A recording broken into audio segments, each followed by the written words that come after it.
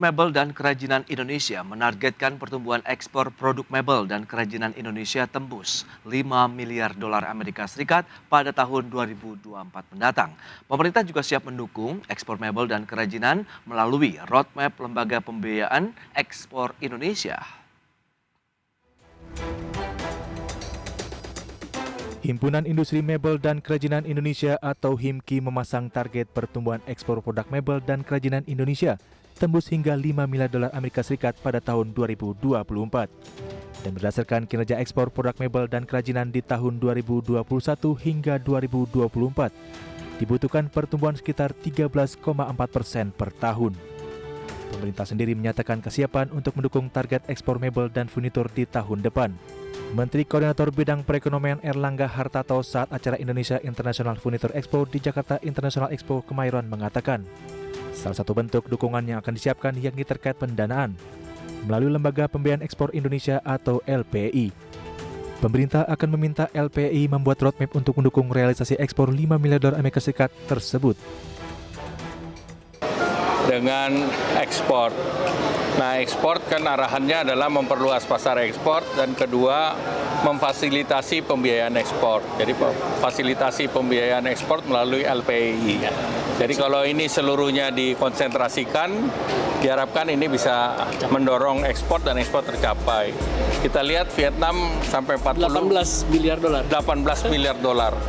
Jadi Vietnam yang tidak punya bahan baku, mereka bisa 18 miliar dolar. Jadi minimal di ASEAN itu menjadi benchmark kita lah. Karena dari segi craftsmanship kita lebih unggul. Dari segi ketersediaan bahan baku kita pun ada. Jadi tinggal pengelolaan secara baik.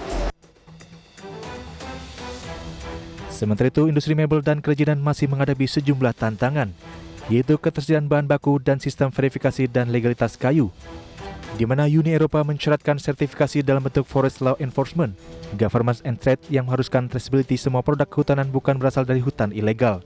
Dari Jakarta, Tim Liputan IDX Channel.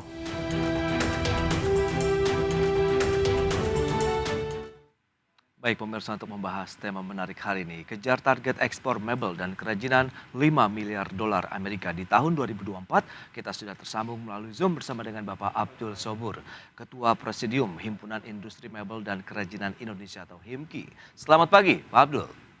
Pagi, Mas Pras. Ya. Salam sehat. Salam sehat juga Pak Abdul Sobur, terima kasih atas waktunya. Menarik nih, masih optimis 5 miliar dolar Amerika Serikat di tahun 2024 nilai ekspor dari produk mebel dan kerajinan Indonesia. Apa yang mendasari dari tekad kuat tersebut ini Pak Abdul, silakan. Sebenarnya sudah lama ini Mas Pras kami canangkan. Ya. Sejak 2016, sejak pertama kali HIMKI ini berdiri dan kami meminjam tempat di kantor Kementerian Perindustrian. Tatkala itu Pak Erlangga sebagai Menteri Perindustrian ya yang diberi tugas bagaimana mendukung pertumbuhan nilai ekspor 5 miliar dolar itu ya. Jadi kami canangkan ini sesuai dengan amanat dari Presiden. Pada saat itu memang dua asosiasi digabungkan menjadi HIMKI. Oke. Dan sejak itulah angka 5 miliar itu mulai dicanangkan. Jadi Pak Erlangga pada saat pidato kemarin di IFEK, pembukaan pameran kami yang ke-8, rupanya beliau masih mengingat dengan hangat ya. Target kami ya, sampai akhir 2024 itu di angka 5 miliar dolar. Lumayan berat nih sebetulnya ya. Kan kurang lebih sekitar 80 triliun itu ya. Kalau kita angkakan dengan 15. Baik, berarti kalau kita lihat dari 2016 begitu ya, 80 triliun ini bagian daripada roadmap ya untuk bagaimana mengejar target ekspor gitu ya Pak? Betul sekali ya. Kami punya Grand Strategic Plan yang mengarahkan antara industri mebel dan kerajinan itu bisa mencapai angka yang dicanangkan yaitu 5 miliar dolar. Oke, sudah tidak terlalu berambisi besar sih, tapi ini aja angka yang sebenarnya cukup signifikan untuk kami bisa capai karena pertumbuhannya kan rata-rata harus di 13,4 atau 5% gitu. Oke. Per tahun. Per tahun ya untuk pertumbuhan dari ekspor sendiri. Nah, dapat bonus kemarin aja pas COVID ya tahun 2021 kami mengalami pertumbuhan di angka rata-rata di 24%. Baik, 2016 sampai dengan 2023 roadmap yang berjalan sejauh ini bagaimana? Apakah kesiapan dari SDM kita juga sudah cukup kuat untuk menyokong ataupun menopang target tersebut? Ya, kalau SDM cukup Mas Pras, karena kita cukup besar ya, tenaga kerja kita juga cukup banyak dan Oke. punya skill yang sangat bagus ya di negara-negara berkembang di kawasan ASEAN lah katakan. Kita tuh dikenal punya skill yang cukup tinggi ya. Oke. Jadi dengan jumlah yang cukup besar dibanding negara-negara pesaing kita yang relatif sebetulnya lebih sedikit. Katakanlah Vietnam kan jumlah penduduknya hanya 1/6 dari kita, ya, atau Malaysia gitu kan, ya 2/6 maaf. Ya, jadi sebetulnya kan kalau kita lihat dari jumlah penduduk kita 280 juta ya bonus demografinya ini kan luar biasa besarnya itu Betul. kita jadikan sebagai sebuah kekuatan besar.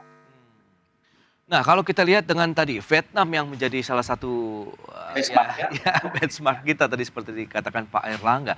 Mereka dengan sumber daya terbatas, bahan baku yang terbatas tapi bisa mengungguli dari nilai ekspornya. Apa yang perlu kita akselerasi nih Pak Abdul Sabur?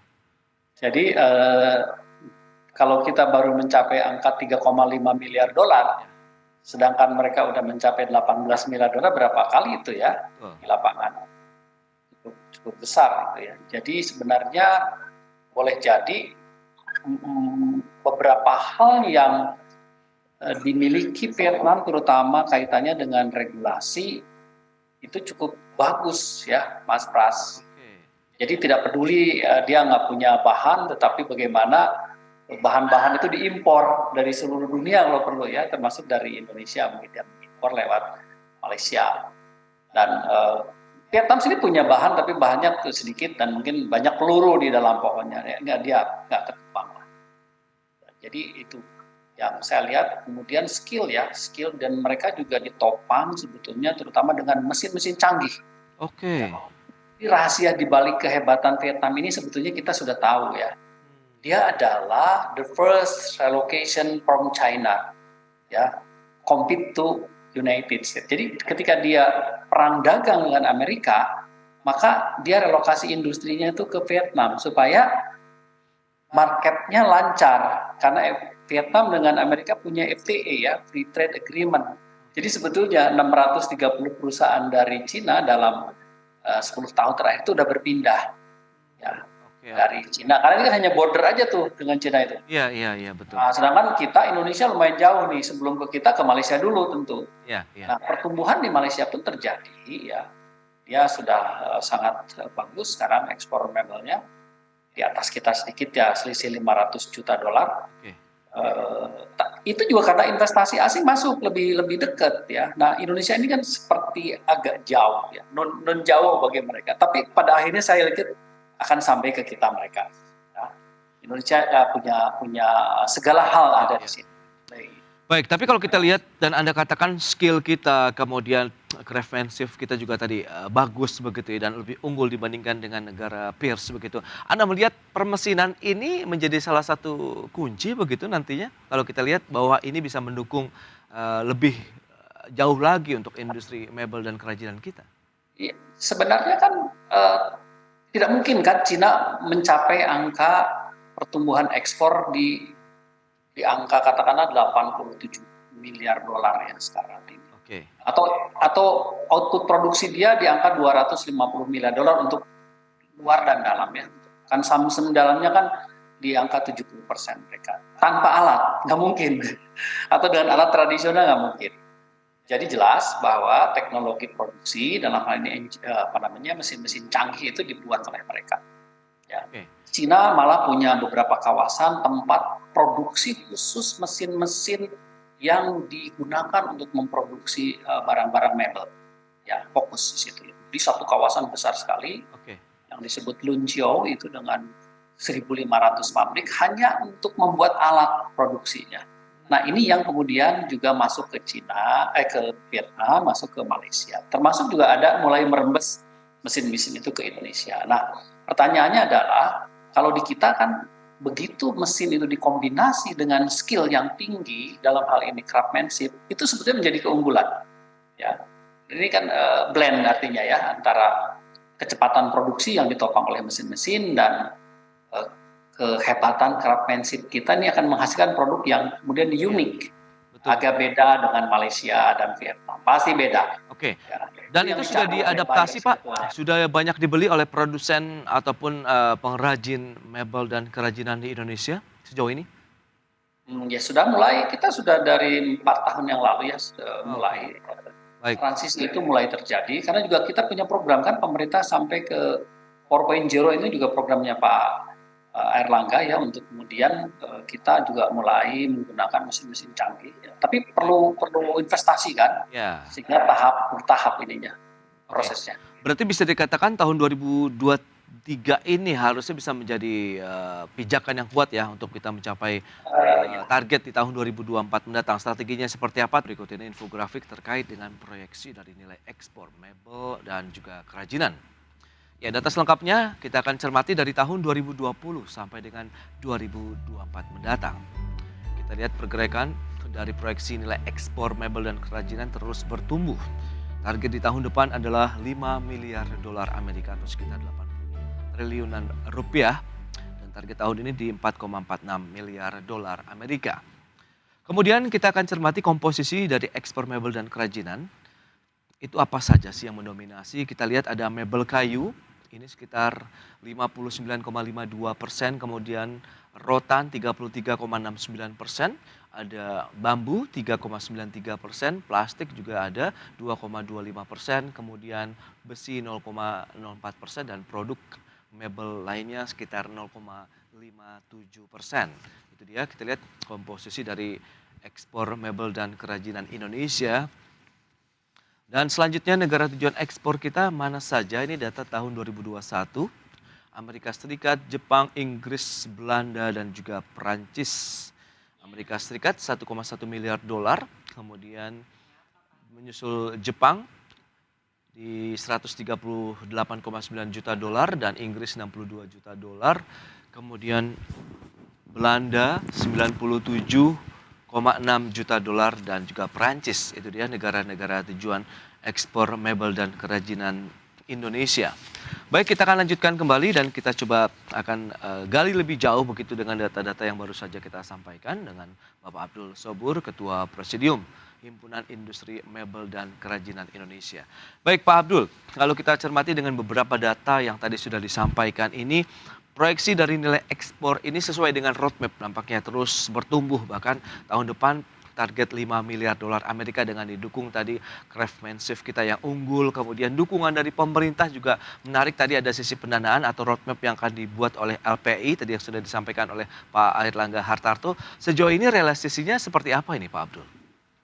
Ya betul sekali Mas Pras bahwa pada akhir 2024 kita akan capai target 5 miliar dolar dengan beberapa case ya, dengan beberapa dukungan di lapangan, di antaranya bukan hanya aspek craftsmanship yang unggul dari kita, tapi juga sumber bahan baku yang sebenarnya cukup melimpah kita ya, hanya perlu diolah saja tata niaganya lebih baik lagi, karena ketika kita ekspor mencapai 5 miliar dolar ya, maka bahan baku ini menjadi signifikan ya. Tadi kan sudah digambarkan ya, ada bahan bakunya dari kayu, kemudian rotan, plastik, metal, dan bahan-bahan engineering lainnya itu ya. Sebenarnya kayunya terus meningkat ya, angkanya mungkin sekarang sudah mencapai di angka 65% lagi tuh. Yang terbaru ya. Jadi karena kita kuat sekali ya dengan kayu-kayu eksotis yang kita miliki seperti jati, mahoni, mindi itu mendominasi. Ya, rotan sebetulnya agak kesulitan di tata niaga kita nih, agak sulit untuk dapatkan rotan karena kondisi di lapangan yang memang belum kondusif benar untuk rotan ini, sehingga perlu mendapat perhatian khusus nih. Nah, jadi yang kedua, yang tadi aspek pembiayaan, betul sekali apa yang disampaikan Pak Airlangga Hartarto sebagai Menko Perekonomian. Beliau mendorong bahwa salah satu hal yang memang kita lihat signifikan membuat pertumbuhan itu adalah pembiayaan. Jadi kalau kita didorong untuk tumbuh, maka instrumen perbankan tuh nggak cukup ideal buat kita ya, dengan bunga di atas 10%. Nah, LPI atau Bank Eksim ini kan vehicle khusus yang dirancang oleh pemerintah untuk mendukung para eksportir agar bisa mencapai ideal. devisanya bisa dapat di angka 6%. Nah ini yang didorong. Alhamdulillah sampai hari ini sudah lebih dari 50 peserta atau anggota HIMKI mendapatkan support dari LPI. Baik. Ini kan menggembirakan sebetulnya. Jadi kalau nanti dalam 2 tahun ke depan saya kira akan lebih banyak lagi yang memang mendapat dukungan. Oke, tapi kalau kita bicara mengenai bahan baku, kayu, rotan, begitu, Anda melihat apakah memang masih cukup tersedia dengan baik? Kalau memang rotan ini terkait dengan lahan juga yang terbatas. Nah, kayu sendiri bagaimana? Karena kita tahu juga lahan semakin tergusur dengan adanya Ya. perkebunan ataupun pemukiman begitu Pak Abdul Sopur. Anda melihat bagaimana potensinya ini akankah menjadi salah satu challenge juga nih untuk mengejar 5 miliar dolar Amerika di tahun Ya, depan? betul. Ada yang belum diperhatikan oleh pemerintah dan sudah kita minta. Jadi kalau di lapangan barangkali bagusnya pemerintah betul-betul mengawal. Jadi seperti ada kepres ya yang kami rancang, yang rekomendasinya kami rancangkan untuk Presiden agar menanam pohon perkakas. Dititipkan saja di HPH. Selama ini kan teman-teman lebih banyak menanam pohon lunak ya kayak seperti kayu-kayu yang relatif umurnya pendek atau fast growing. Nah, tapi kan itu tidak terlalu cocok untuk mebel. Mebel itu kan butuh kayu-kayu keras. Nah, nanti kepresnya dibuat untuk melakukan proses penanaman. Kami sudah berkoordinasi dengan perhutani, dengan Inhutani untuk lebih masif menanam pohon-pohon perkakas. Nah, ini yang harus dicanangkan. Bahkan sepanjang jalan tol pun juga itu bisa digunakan ya, lahan itu.